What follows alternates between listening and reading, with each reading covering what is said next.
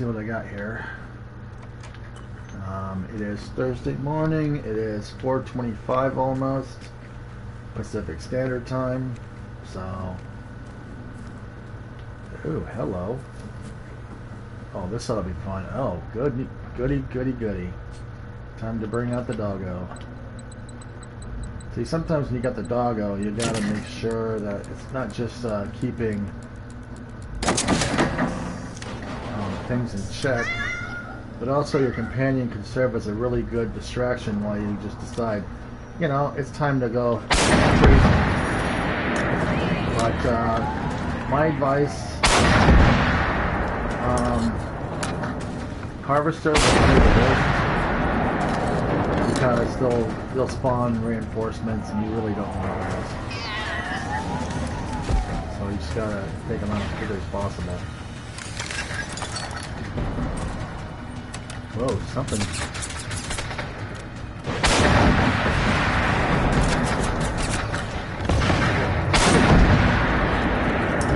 So, let your doggo take it. That went completely wide.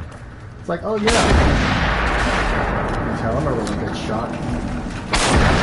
Even when I'm nearsighted, I'm still having issues. But, man, that one just went clear left field. Kiss my butt, dude.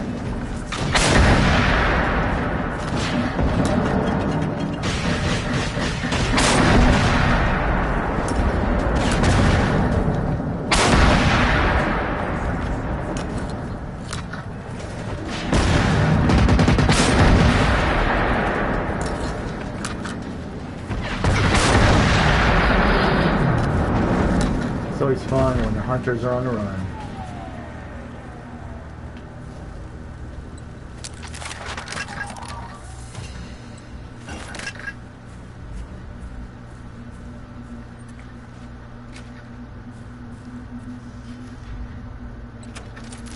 Always remember, doesn't matter how inconsequential, loot like crazy, safe houses, the enemy, even doggos, it doesn't really matter because you might get some good stuff, but also, it'll also increase your resources, so when you need it the most, you won't have to complain of not having enough.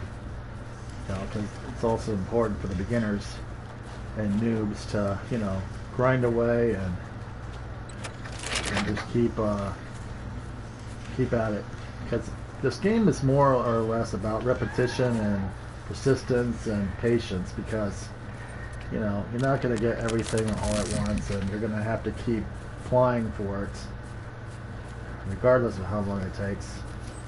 So it's just, you know, just got to exercise patience, you know. I know it can be frustrating at times and vexing and sometimes boring, but you've also got to understand that this game offers a lot and it's also extremely fun to play and has a lot of high replay value, which is kind of rare and unusual in most shooter games, unless you're playing Call of Duty or Helldivers or other games. Whoa, something's over here. Doggo.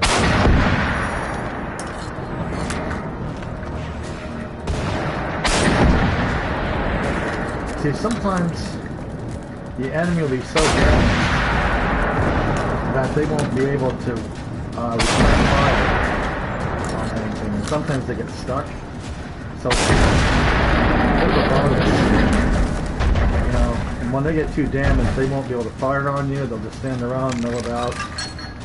You know, it's just part of the attraction to this game.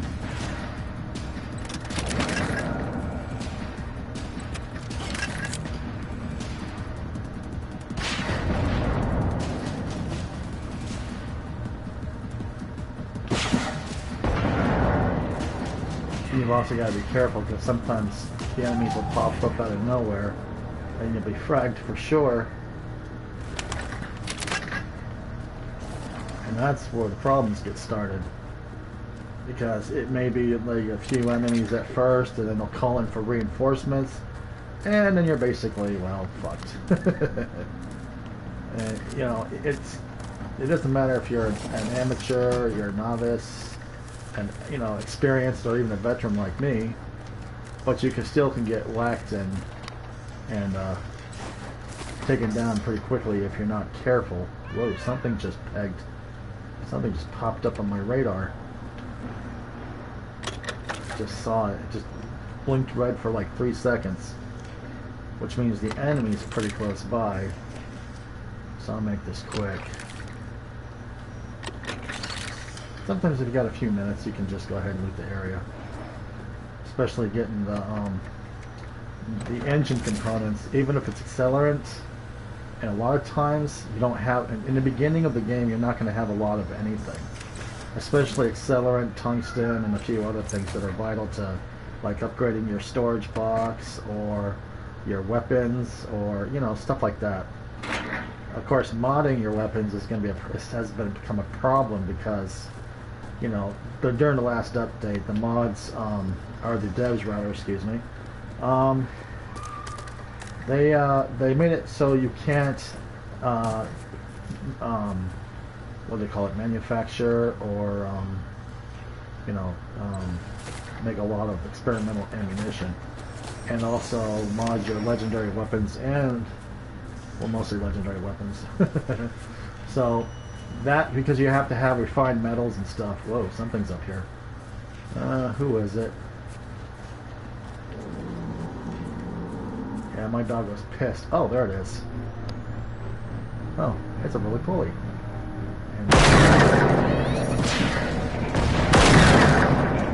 That means the Polaris is somewhere nearby. It's kind of unusual for a roly-poly to be by itself. About 20 seconds, I'll figure it out.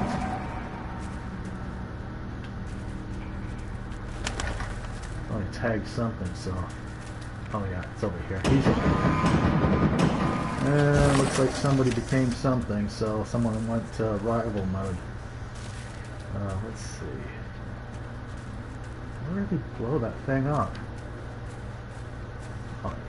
Oh yeah, one of the other things that is problematic is sometimes you'll drop an enemy, like, you know, like say a Firebird, for example, and that's the funny one, because I did one out near what was it called? It's called Lilyhamus, but I call it Little Ham because it's up in that area where the Phoenix base is parked, and that one's probably the hardest one.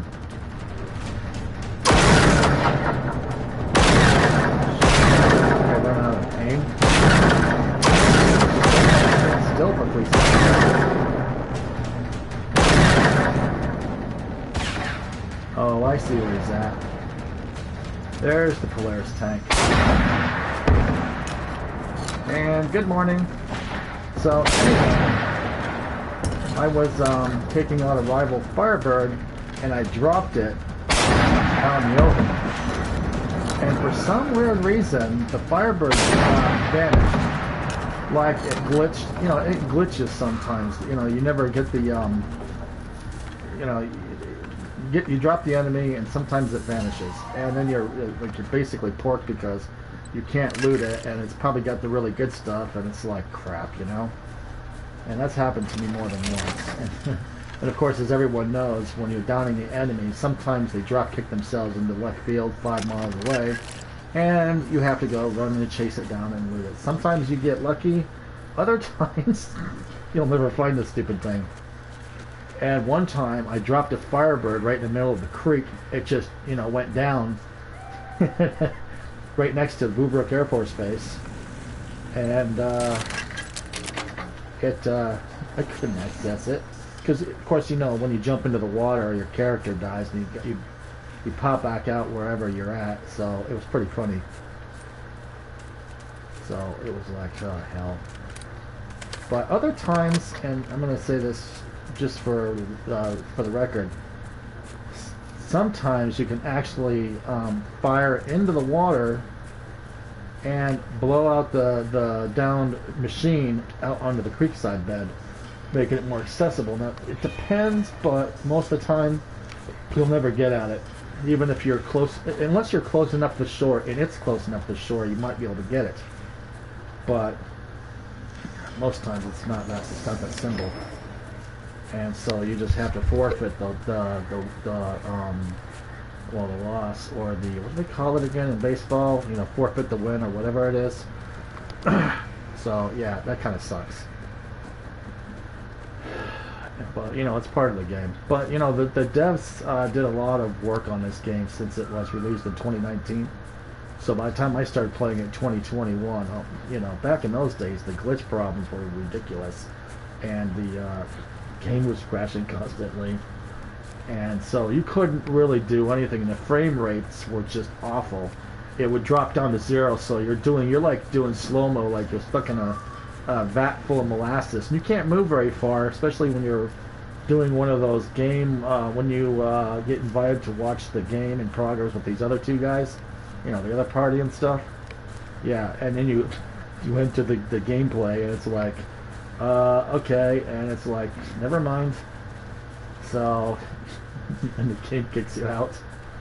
Because me and a friend of mine were gaming for a while, then we realized that there were some issues with the game itself that kept kicking him out every 5 seconds, and it was like, okay, this is going to be a problem. But, you know, we did the best we could. So, you know, it's, regardless of how problematic this game is and how, you know, difficult, and sometimes it just does its own thing, you know, I wouldn't give up so quickly. You know, these games aren't always perfect, and, you know, there's just not much, you know, you can do about it except just, you know, power on through and pray for the best. You know, just, you know, you just have to adapt like the rest of us. You know, I know it's hard to do, but sometimes you just don't have a choice. And it's not because your system is, you know, messed up or anything, unless it's, you know, there's an issue with the graphics card. Well, I don't know about that, because these PlayStation systems are mostly self-contained, except for the hard drive, where you can actually upgrade your hard drive and stuff. But yeah,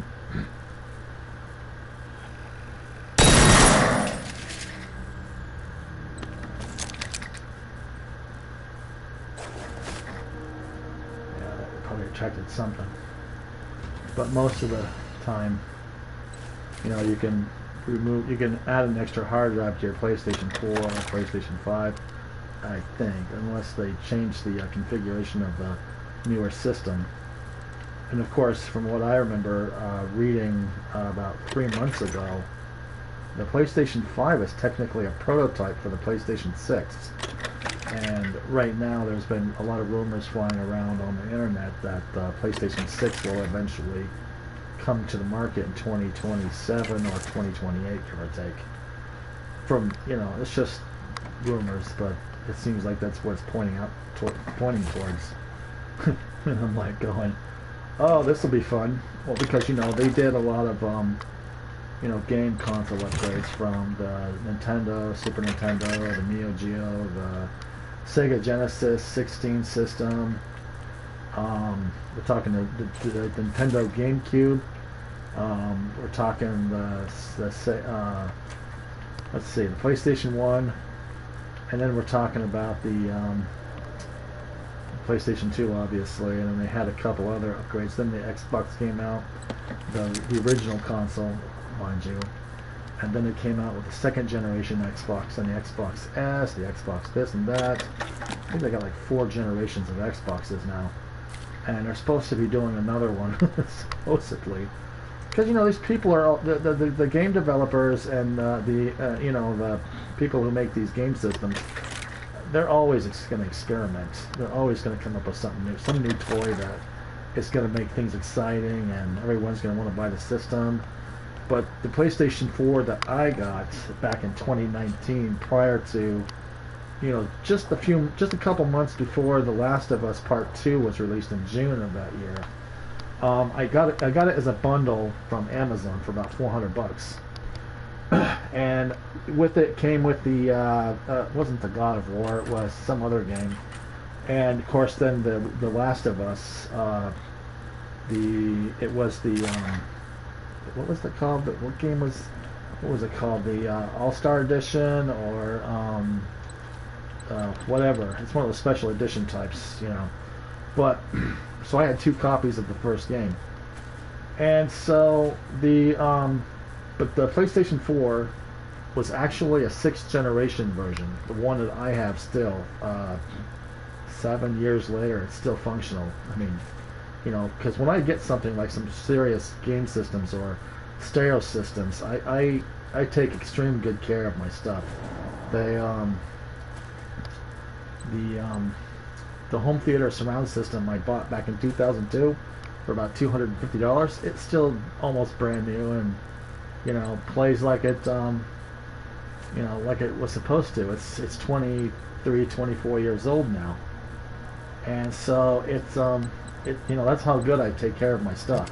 Because, you know, sometimes you can't, you know, I know some people are really hard on their on their equipment. I know a friend of mine has already blown through 6 game systems, 3 cell phones, and Pirate Pigeon, a pear tree, you know. So some people are just really hard on their stuff, so they end up having to buy new systems every so often. So it's just, you know, it's normal wear and tear and everything. But like I said, it's just, it depends on the player, depends on the person, you know, and so it's just one of those things. And so, and eventually, you know, the thing will wear out and you'll have to get a new one. But as long as you can baby it, nurse it the best you can, it'll last for a lot longer than what most people have for, you know, typical systems or equipment or, you know, stuff like that.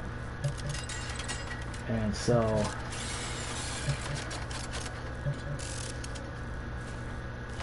you know, just keep that in mind.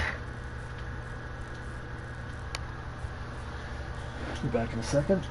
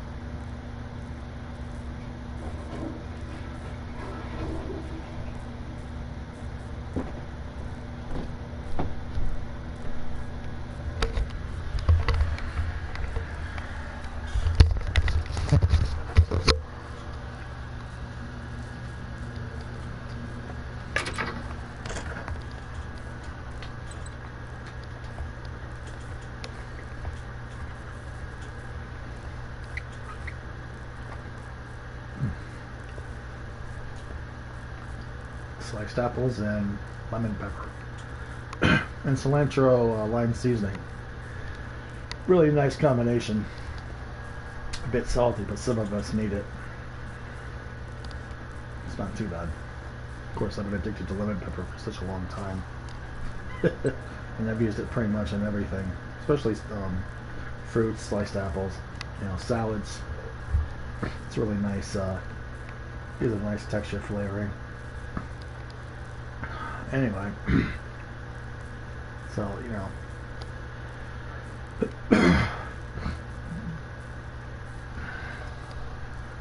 about getting on at 4:30, a little bit after 4:30, excuse me.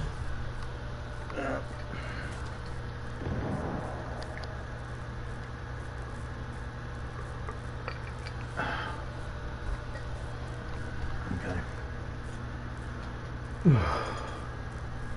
So yeah, something in the background's firing, and I'm betting it's a, let's see, could be a tank.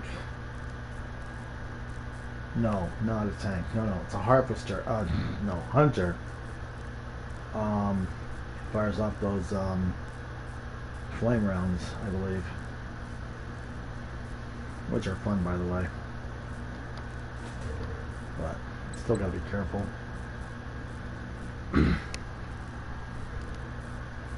Now, the more enemies you have on the field, the less chance you'll have of surviving it if you're not careful. But you know, most of us just charge into the middle of the battlefield and we just go crazy. which is pretty much what we're supposed to be doing. I don't think we're going to be taking these machines to tea and cookies and, you know, you can imagine a tank sitting down in a chair and just having tea. Yeah, that'll be fun. Would you like some Earl Grey or lemon zinger? How about some wild berry? Of course, black cherry is kind of like my favorite because it's kind of tart and you know, that kind of tartness is like really good. Sometimes I'll go on a tea kick for 3 days, which, by the way, shouldn't be done. You should also, you know, balance it with as much water as you can drink, because tea kind of dehydrates you after a bit. So, but also, like I said in my last broadcast, just make sure you take breaks when you can.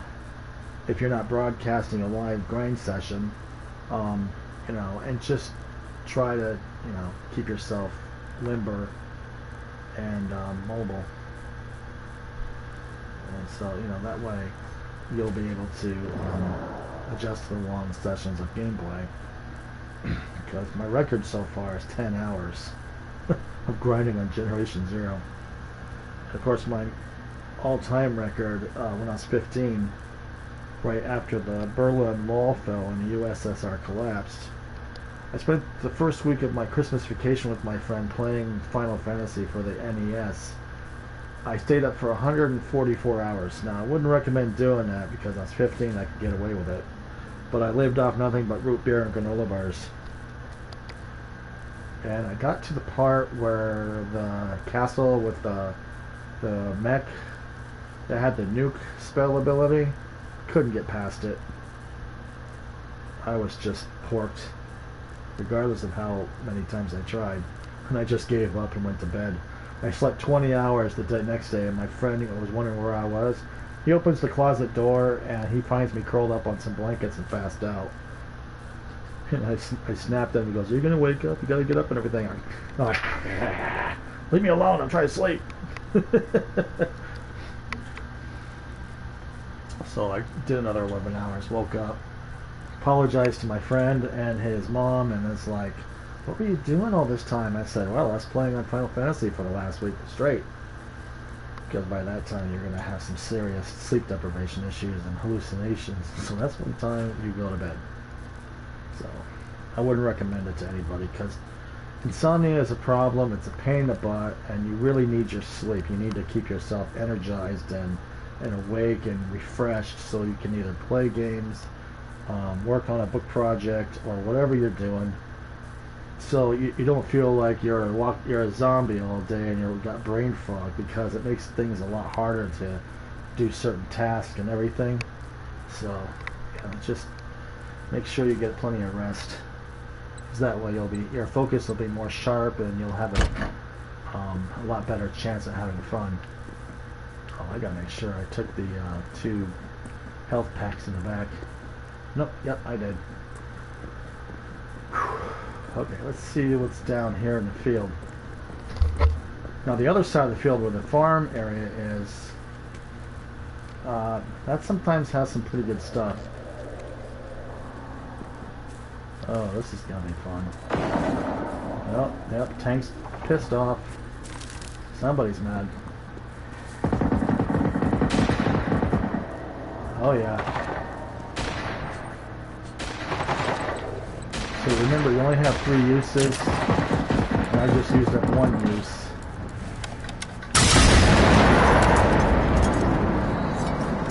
So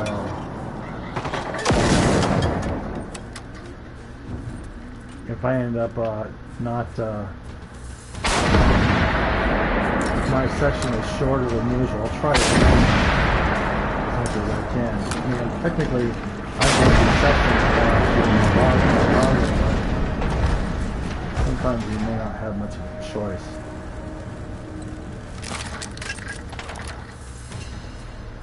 So, you know, just be careful, mindful of that.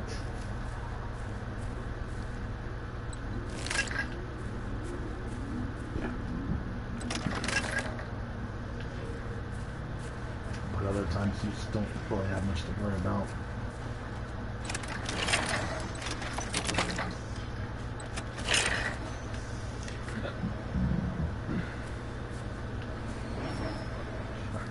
sometimes you have to double back, make sure you get everything.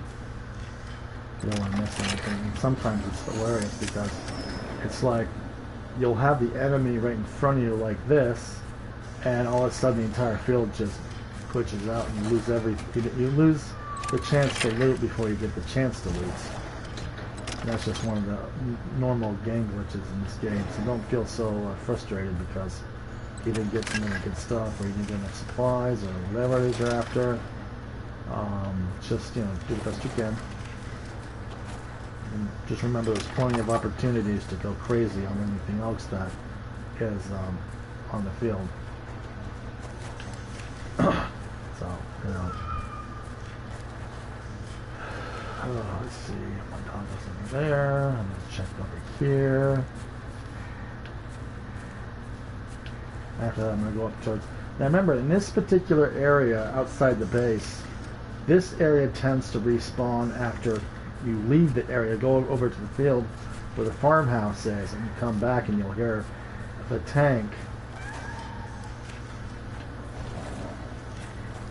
And depending on, you know, how many enemies respawn, it could be more doggos, which is typical. It could be a couple more tanks. But that's usually what happens. Whoa, something's in my... Oh, hello. Oh, hunters.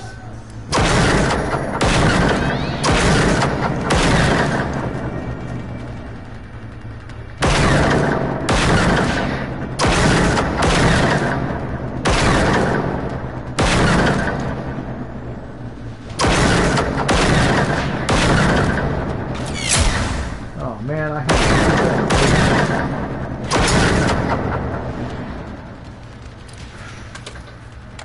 see, that's the problem. You end up eating a sniper round the hard way, and that's just usually common. So just see, this is what it's carrying. So it's like it'll range in, you know, with the red targeting sight, laser sight, whatever you want to call it, and you'll end up taking a hit if you're not careful. But the trick is to keep moving away from that thing and just keep moving around circles, then try to sight in, then try to take it out as best you can. So it's just a matter of luck with hunters, but you don't want to get surrounded by more than a few at a time, because I've been dealing with, like, my record is like 22, 26, I think, and that was a problem. Okay, I just heard something. Ah, there it is. The Seeker. Now, the thing about the PVG-90 is that once you get enough experience using it, okay, it's a matter of chance, because a lot of times, like you've been seeing so far, you'll end up missing on most of your shots. Now the PVG-90, if you have the legendary scope attachment, which is really a godsend, okay, you're gonna you can lead with your shots by timing exactly. Like for example, that Seeker I just took out or smoked.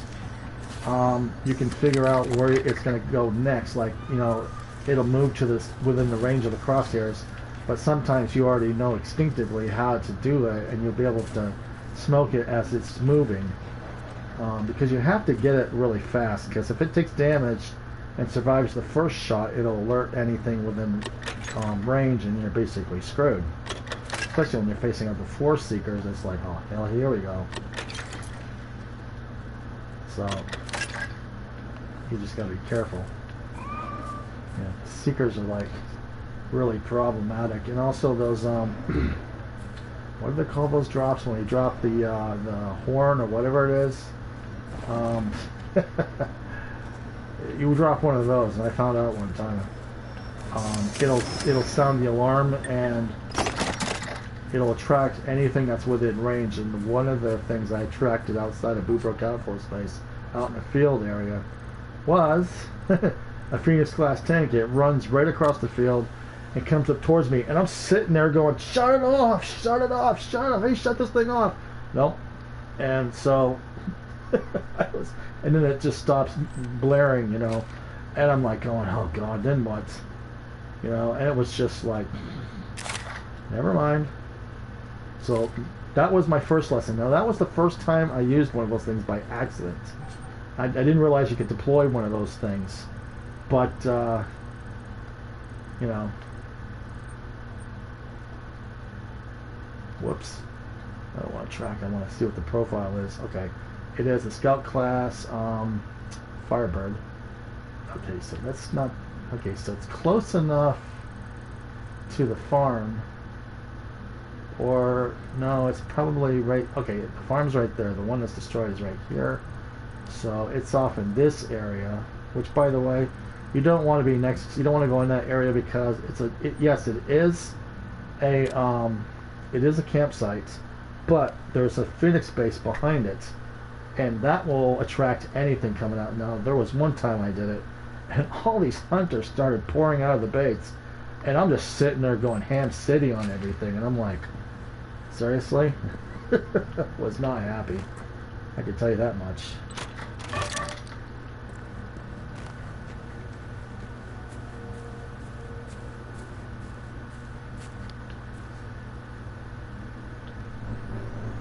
There's 2 doggos, 3 doggos. Okay, so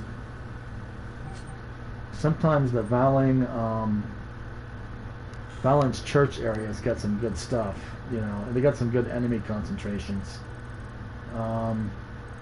But you don't really want to just push your luck, because it's not just the church area. It's the fact that you'll end up running across a lot of Firebirds in that area, because sometimes they spawn a lot more times than normal, and then you're up against tanks, you're up against Polarises, you're up against Harvesters, Hunters, Roly-Polies, Doggos, all the usual small fry. And whatever I just beamed out from, so I'm not gonna be attracting it. There's nothing here, and let's see, I'm over here.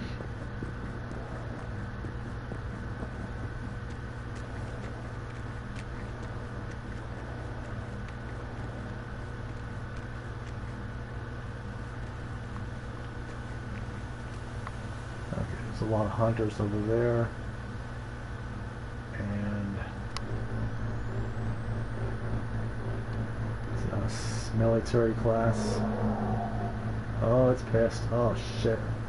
Tell me I didn't attract some. Oh crap! It's gonna spot me if I'm not careful. Okay, it's taken out. Having a battle with something out there, so I'm not going to worry about it. I'm going to loot this area because I haven't in a while. Usually I overlook everything because I try to get all the areas looted. And so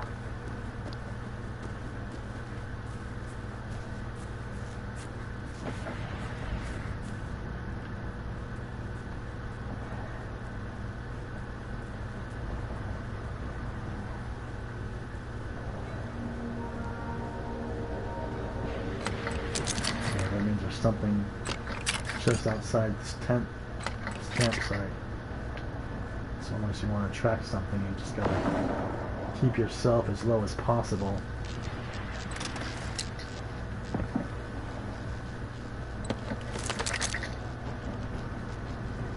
Sounds like there's some really major action going on. But this area's got some pretty decent stuff.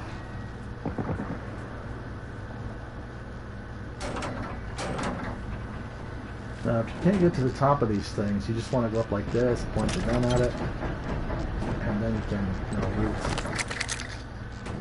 So, yeah, it's a hunter.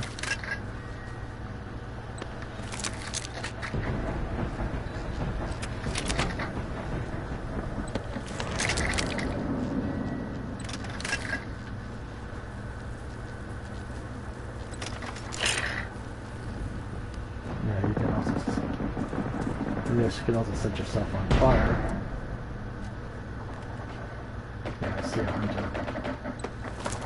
Now technically you don't have to worry about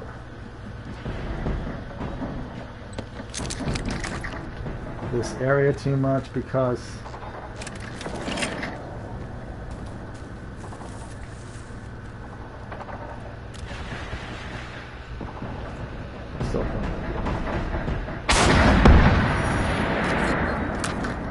I think I hit it.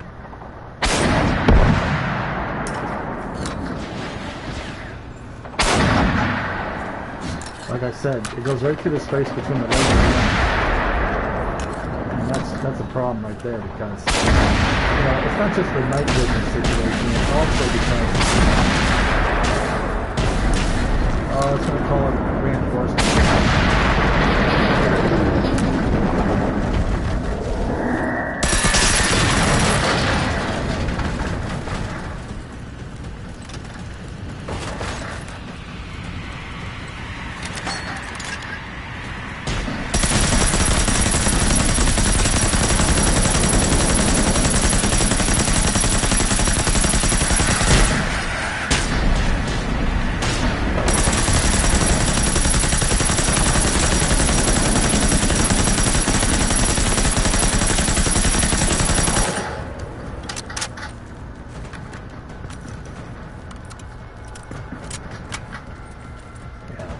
Sometimes you just don't have much of a choice in there.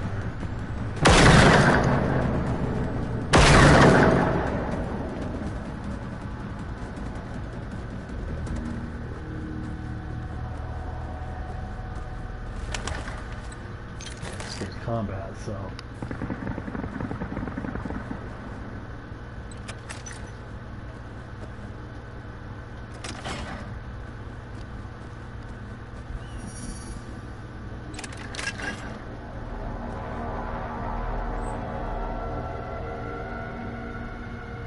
What the hell just tripped my...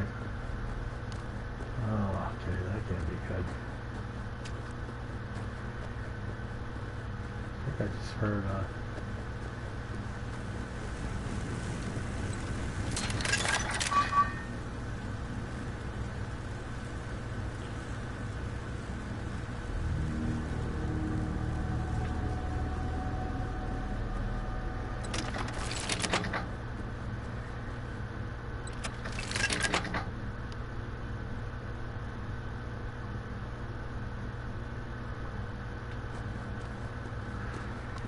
Okay, so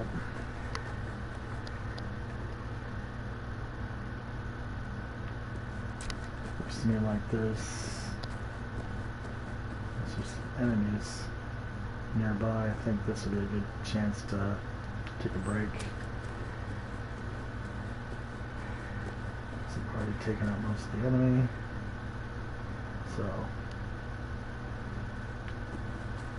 waiting for my stamina bar to recharge because this weighted down.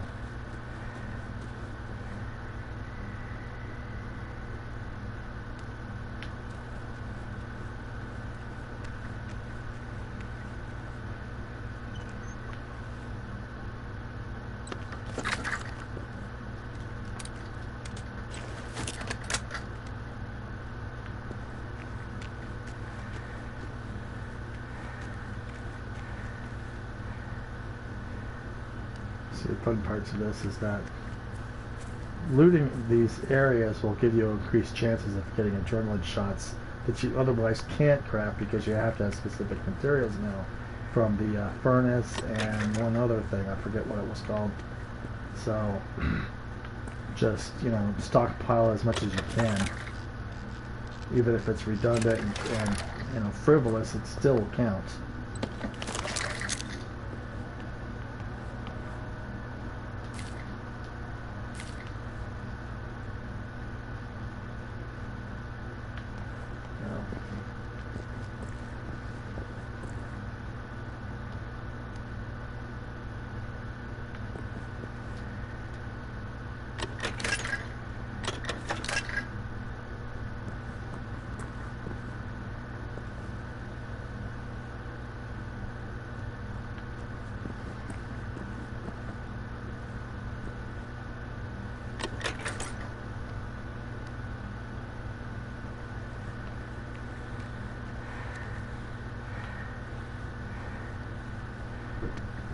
Oh yeah, one other thing you should make note of. Now, when you try to get into these vans or trucks that have open, access to the end part or the doors, and you're loaded down, for example, normally if you're not over encumbered, you can easily get inside them and collect the loot. Now, as you can see, the stamina bar is always getting drained because I've got too much of my character. And so when I come up against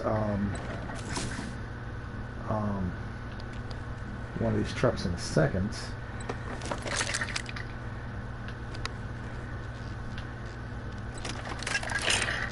okay, so you see right here, you open this. Okay, so now you gotta wait. So you wait till your stamina bar is mostly charged up, and then you just hit the jump button once. You'll be able to jump up there and grab everything. I know a lot of people are like, how am I going to do this if I'm over encumbered? Well, it's simple. Just do it this way. So once I get all this stuff done, I'm going to recycle, and then I'm going to call it a break, so I can get a few things out of the way.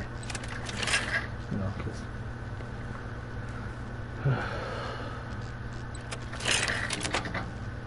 sometimes you'll tire yourself out too quickly playing this, and then you'll be really burned out for a little while, but then, you'll be alright. But the important thing is to have fun.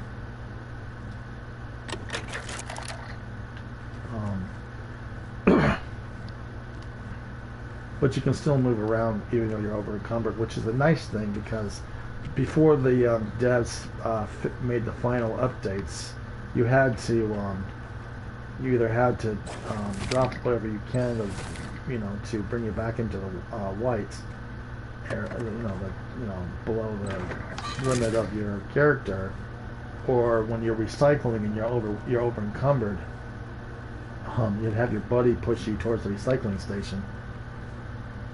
That was kind of funny because a lot of times you can't do it because it's not like you can actually just do it, because you'll slip and your character will slip out of position, and then you won't get your friend over to the recycling station. So it takes a couple of tries. Okay, so I'm going to do this. Go back to Ostermark so I can grab those extra advance packs.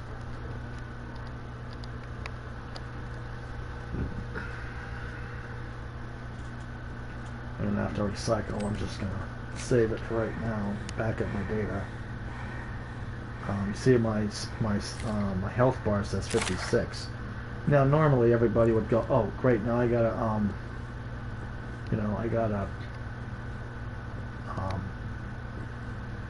use an advanced pack to bring my guy back up to full strength. Well, not necessarily, because you can save the advanced pack. Once you save your game and beam back in, it's just resume where you picked up, or pick up where you left off, excuse me, your health bar will be back to full strength. So it's like a bonus. And I figured that out a few times. So, just keep that in mind.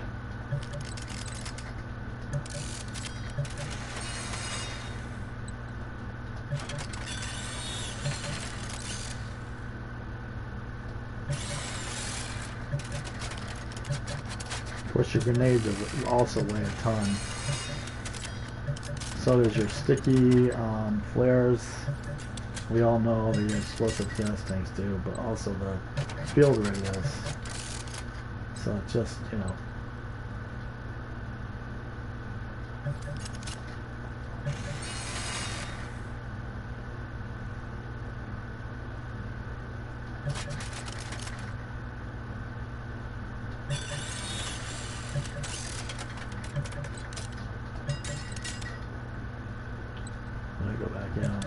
make some more crafts.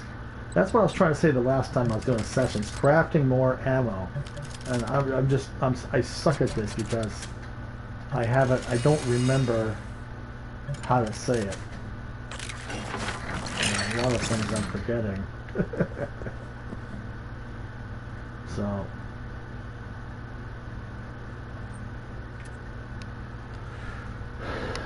Sometimes you forget, sometimes you remember, and it's like the next day it's like, oh yeah, now I remember what it was. And it's like too late. Same with your shopping list. What am I supposed to get again? Okay, well, I hope you guys have a great day, and I will do another session soon. I hope you find this educational, inspirational, instructional.